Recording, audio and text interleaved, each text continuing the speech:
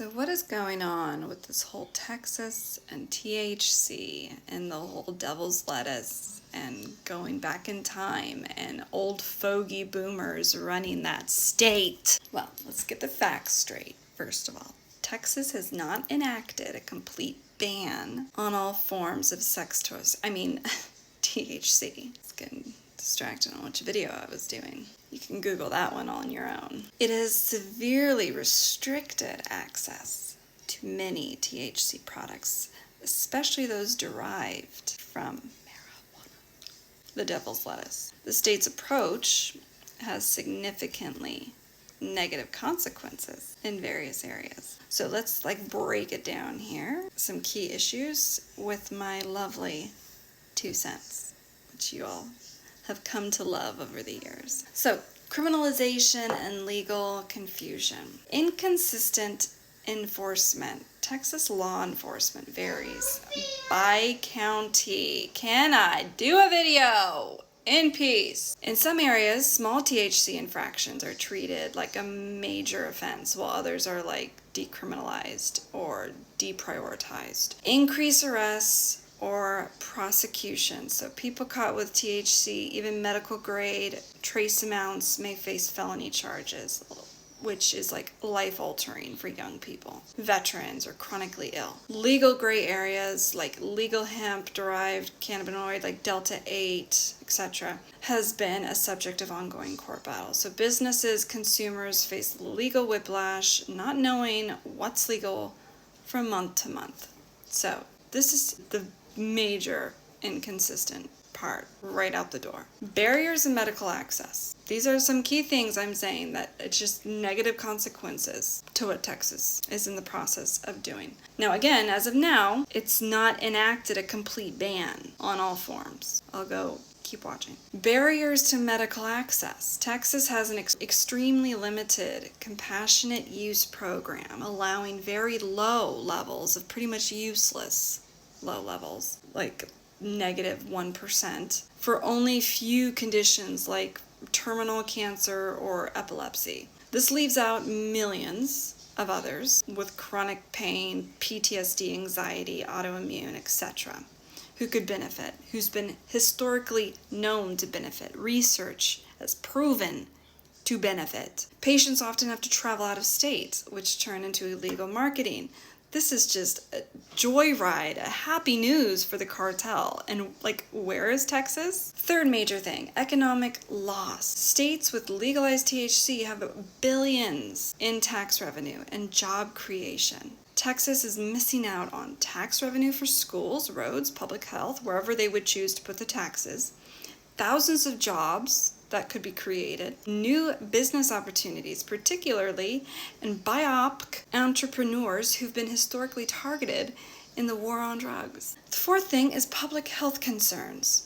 A lack of regulation. A THC ban drives consumers to the black market, where products aren't tested for safety, potency, or purity. So this increases the risks of adulterated products, overdose on synthetic stuff, mislabeling. People who could benefit from the therapeutic uses of this can turn to more addictive, more dangerous alternatives, like opioids and alcohol, 2 things that cause thousands of deaths per year. Fifth, social justice issues. Disproportionate policing of Black and Latino communities continues with this. Many people in Texas are still serving sentences or have criminal records with very minor, pathetic little THC possession charges, felonies, etc., while people in other states legally profit from cannabis businesses. Texas laws don't include automatic expungement of past cannabis-related offenses. It is insane, the comparison of Texas and, say, Oregon or Colorado. It's like barbaric versus modern day era. Sixth thing is disconnect from national trends. The federal government in many U.S. states are shifting towards decriminalization and medical use. The studies, the research is out there.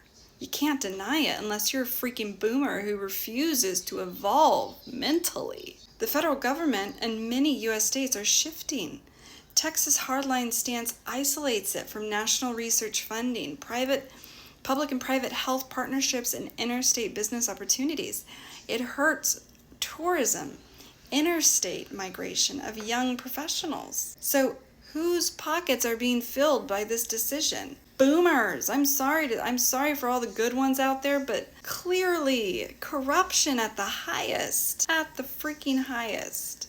It's like so obvious. So as for the status of this, it's not been yet enacted, the complete ban. The Senate Bill 3, SB 3, which proposes a comprehensive ban on the consumable THC products, including the hemp-derived cannabinoids, the Delta 8 and 9, has passed the Texas Senate, but awaits action in the House. The bill's future remains uncertain. The Texas House has yet to deliberate. Governor Abbott has not publicly stated his position on the legislation. So meanwhile, advocacy groups, people like us, are speaking out, including the Texas Cannabis Collective and the Texas Hemp Business Council, and many have mobilized, delivering thousands of letters urging him to veto this bill for these very reasons. So SB 3 has advanced in the legislative process. It has not been enacted into law yet. You still have time to voice, to post videos, to do what I'm doing, to write Governor Abbott and tell these people to evolve. It's like these very people are giving shit for not assimilating into society. This is just one topic. Yet boomers are one of the major generations that had the hardest time assimilating into today's generation. They're the ones that can't convert a Word document into a PDF or vice versa. They're the ones that have yet to comprehend technology. They're the ones that still believe that this is the devil's lettuce, but yet want to condemn some of the immigration issues today. Yet want to condemn so many different things, yet they can't barely wrap their heads around some of this basic stuff. The hypocrisy is so live and well in certain parts of this nation. You don't have to live in Texas, you don't have to be Texan to show your support, to voice it, that this is wrong. So I encourage you all to follow suit. This is freaking wrong. This is dinosaur mentality. So please share your own viewpoints, share this video, send letters, do what you can for the people of Texas.